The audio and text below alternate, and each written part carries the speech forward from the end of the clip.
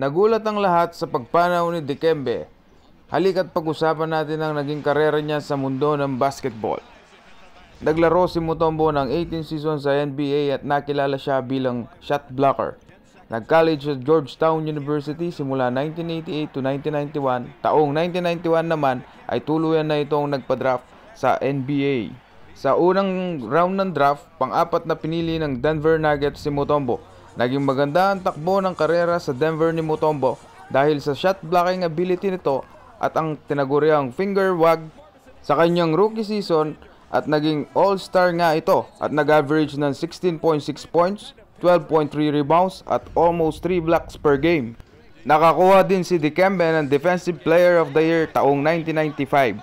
Taong 1996 naman, nag-sign si Dikembe Mutombo ng 5-year, $55 million pre-agent contract sa Atlanta Hawks. 1997 and 1998 naman, sa team ng Atlanta Hawks, nakuha ulit ni Mutombo ang Defensive Player of the Year. Sa 1997 season, nakaharap ng Atlanta ang Detroit Pistons at tinalo nila ito. Kaso sa second round, kahit na nag-average ng double-double sa taong yun si Mutombo, natalo sila ng defending champion na Chicago Bulls. Susunod na season, 1998, natalo sila sa first round sa kupunan ng Indiana Pacers. Taong 1998-1999, nagka-lockout ang NBA. Sa taong yon, si Mutombo ang nakakuha ng IBM Award. Dito na pumasok sa Philadelphia 76ers si Dikembe.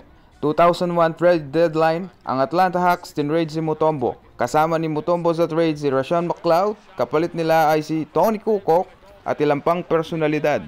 Pagtapos nilang talunin ang Indiana Pacers sa playoffs taong 2001, nakuha ni Mutombo ang pang-apat niyang Defensive Player of the Year. Pumasok sila sa NBA Finals kasama si Allen Iverson, ngunit nabigong manalo. Sa score na 4-1, nagkampiyon ng Los Angeles Lakers taong 2001. August 7, 2002, Philadelphia traded Mutombo sa New Jersey Nets. At pagpatak ng 2004, ang Chicago Bulls naman ay tinrade si Mutombo sa Rockets. Simula 2004 hanggang 2009, nag-stay sa Rockets si Mutombo. Kasama niya si Tracy McGrady at Yao Ming. Doon na din siya nagretiro. Sa kanyang pagre-retiro, ang number 55 ay retired ng kupunan ng Atlanta Hawks sa kanyang jersey, pati na rin ang team ng Denver Nuggets. 8 times All-Star si Mutombo, tapos 4 times Defensive Player of the Year, 3 times Block Leader, at 2 times NBA Rebounding Leader. At ayun na nga po, at doon na nagtatapos ang karera sa basketball ni Dikembe Mutombo. Maraming salamat po.